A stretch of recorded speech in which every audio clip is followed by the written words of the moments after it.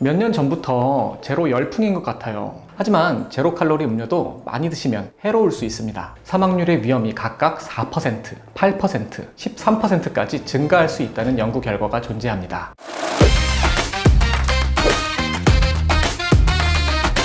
안녕하세요. 비만도둑 서원장입니다. 오늘은 제로 칼로리 음료에 대해 이야기해 보려고 합니다.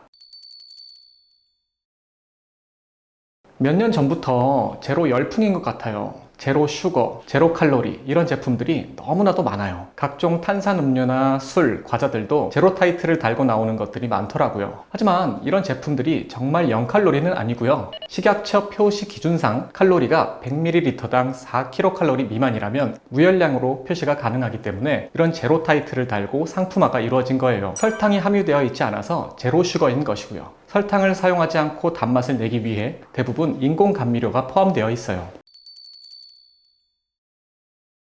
기존에 판매되고 있던 탄산음료나 주스에는 설탕이나 액상 과당이 다량 함유되어 있었어요. 액상 과당이란 고과당 옥수수 시럽을 의미하는데 옥수수 가루를 가공해서 만든 포도당과 과당의 혼합물을 의미합니다. 이러한 액상 과당은 우리 몸에 흡수되어 빠른 속도로 지방으로 전환되는 경향이 있고요. 내장 지방 수치를 증가시키고 지방간 반응성을 높일 뿐만 아니라 통풍 발생의 위험 또한 증가시킨다고 알려져 있습니다. 매스컴에서 이러한 액상 과당과 탄산음료에 포함된 과도한 당류의 문제점을 지속적으로 강조하다 보니 자연스럽게 제로 칼로리 음료나 음식들이 관심을 받았던 것 같아요.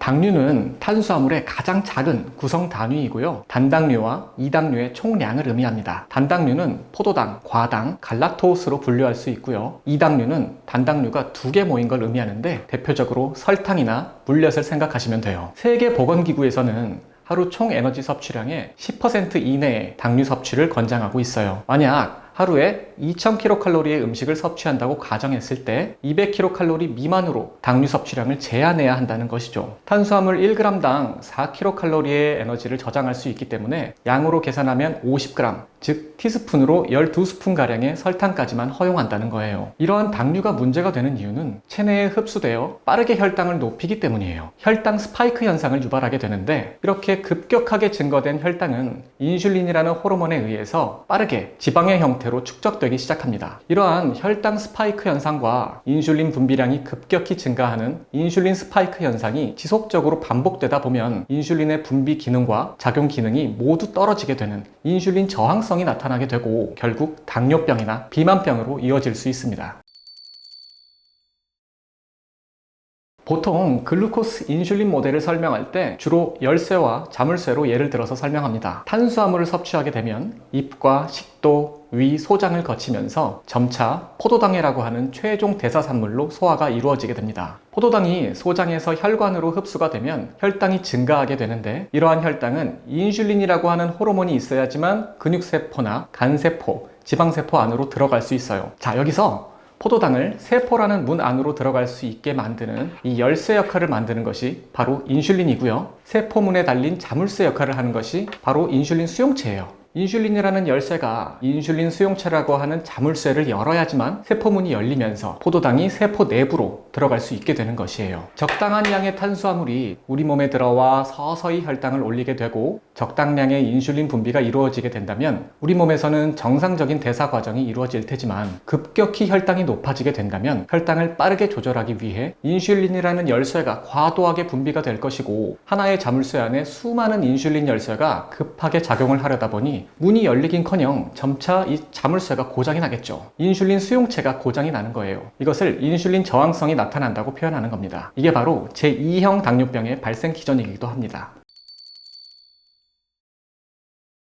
제로 칼로리 음료나 식품에는 앞서 말씀드린 것처럼 설탕 대신 인공 감미료들이 포함되어 있어요. 특히 대체당이라고도 표현을 하는데 대표적으로 아세살팜 칼륨, 수크랄로스, 아스파탐이 많이 함유되어 있습니다. 이러한 인공 감미료들은 설탕보다 적은 양으로 설탕의 수백 배의 단맛을 낼 수 있고요. 우리 몸에서 소화 흡수가 잘 이루어지지 않기 때문에 혈당을 거의 높이지 않습니다. 소화 흡수가 안 되니까 칼로리도 거의 없는 거예요. 기존에 하루에 탄산음료 3잔, 4잔씩 마시던 분들이나 액상과당이 많이 함유된 음료를 드시던 분들이라면 제로 음료로 대체해서 드시는 것이 단기적으로는 다이어트에 훨씬 도움이 될 수 있습니다. 일단 우리 몸에서 에너지원으로 사용되지 않는, 혈당을 높이지 않는 단맛이니까요. 하지만 제로 칼로리 음료도 많이 드시면 해로울 수 있습니다. 어릴 적에 읽어보셨던 양치기 소년 이야기 다들 아시죠? 우리가 인공 감미료가 포함된 달달한 제로 음료를 마셔요. 그러면 우리 혀에 존재하는 단맛 수용체가 즉각적으로 반응을 하면서 탄수화물이 들어왔다! 라고